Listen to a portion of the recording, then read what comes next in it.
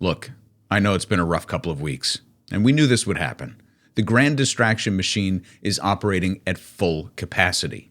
You feel helpless, and the Democrats look feckless.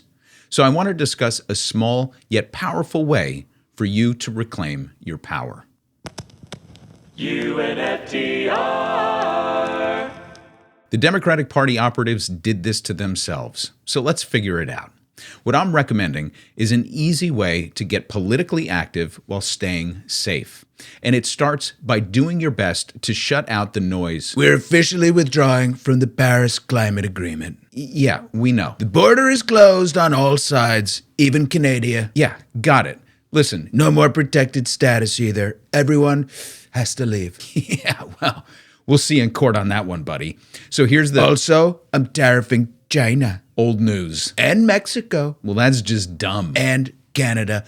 25% if they don't become 51st state. Wait, what? What's with Canada? They're like our closest ally. Never mind. No tariff on Canada, just Mexico. Okay, the Mexico thing just doesn't make any sense. No Mexico, just China. Okay, listen, I can't with this guy.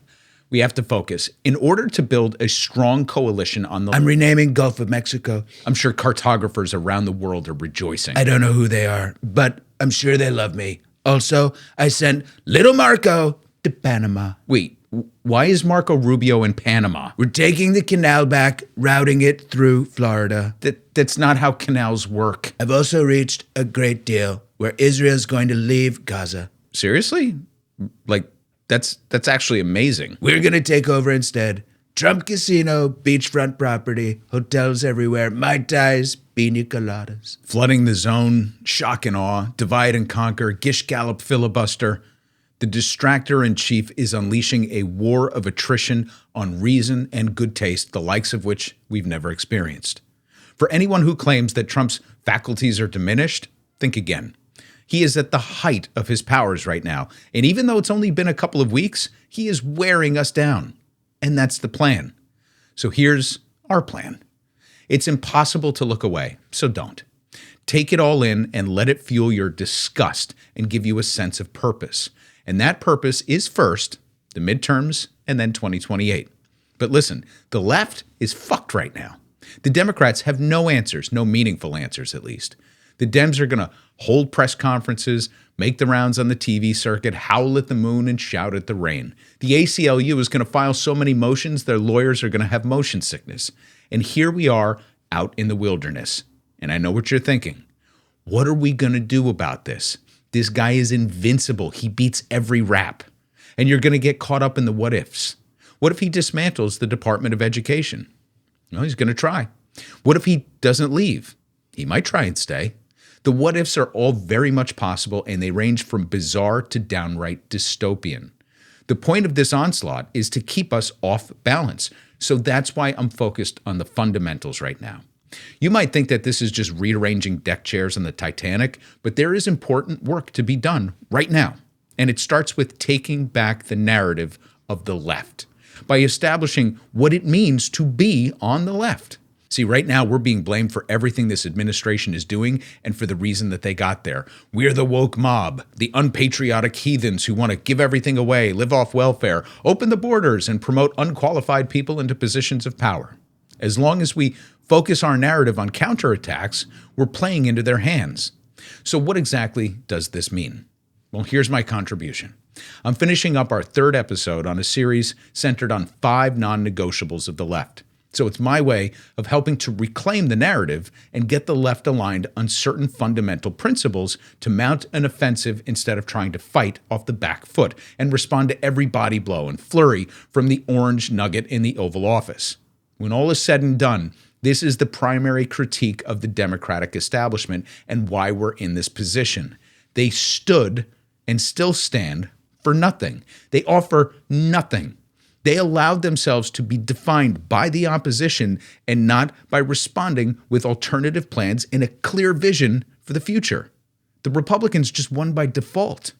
But articulating a vision is actually more difficult than it seems. And that's why narratives matter.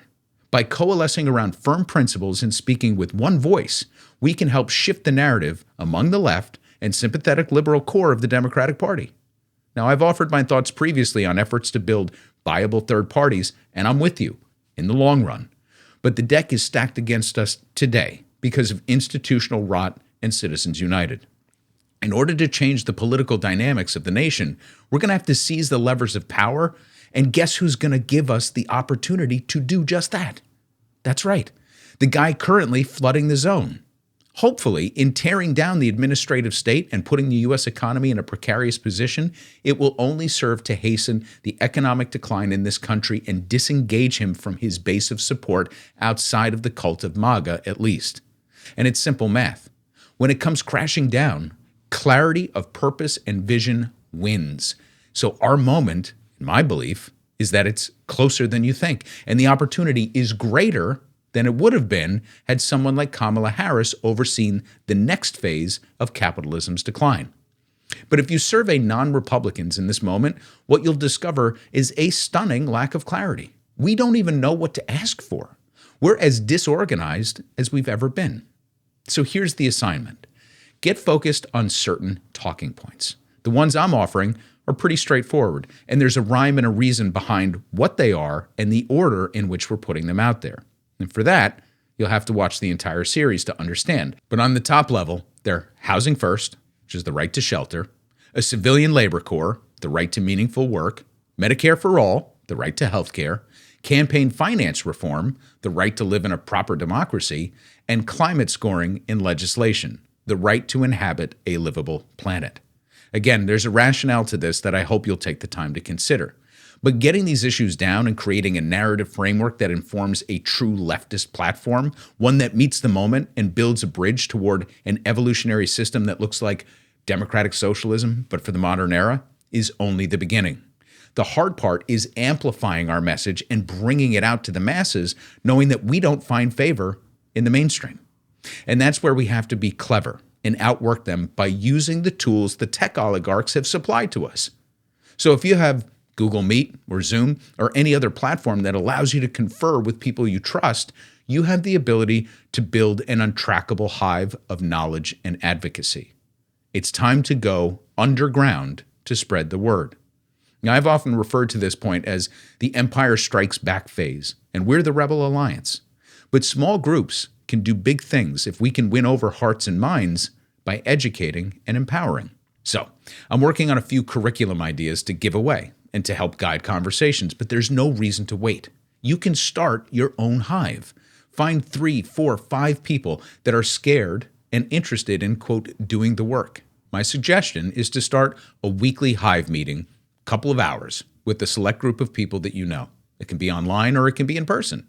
And the best way to start is to know thy enemy. Not the screaming MAGA base. They've been poisoned and they'll be the last to turn away from their dear leader. But focus on who's behind these movements. Here are 3 suggestions to get started. And yes, I am suggesting that the way to get started on your radical journey is by starting a small book club. Now, over time, it will evolve, but we got to go back to basics. And I'll leave the links in the notes below to our bookshop to help us get started.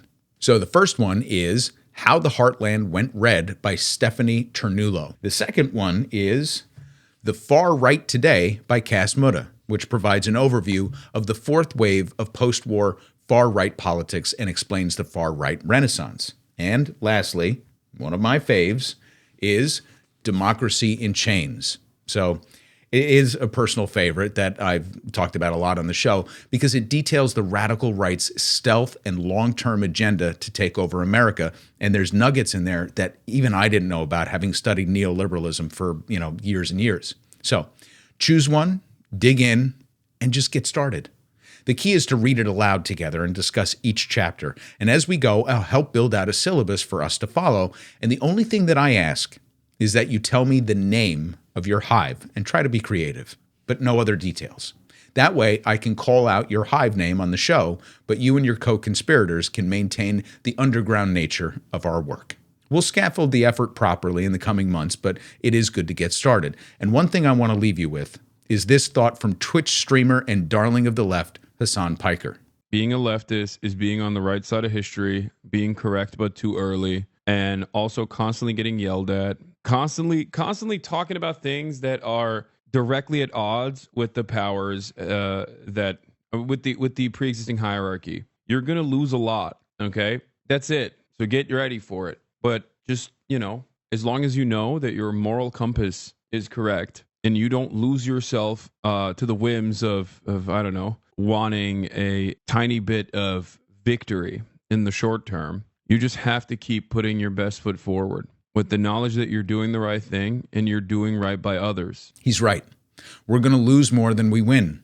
And people will think you're nuts, that you're tilting at windmills, until the shit hits the fan, at which time you'll be left standing as the reasonable one with the answers to how we got here and where we ought to go. Good luck on the journey, and don't mind the distractions along the way. TikTok is gone. Ooh, no, now it's back. Please shut up. Hey, thanks for sticking around. I hope you enjoyed the video, and if you did, remember to like it and subscribe to the channel. Now, we also produce a free weekly newsletter designed, written, curated specifically for leftists and progressives. So if you're interested in getting that in your inbox every Saturday when we drop our podcast of the week, make sure to go to UNFTR.com and sign up today. I'm also going to include information about our curriculum and syllabus updates and ideas about how we can expand our hive philosophy and, all the things. So thanks so much for sticking around, and I'll see you in the next video.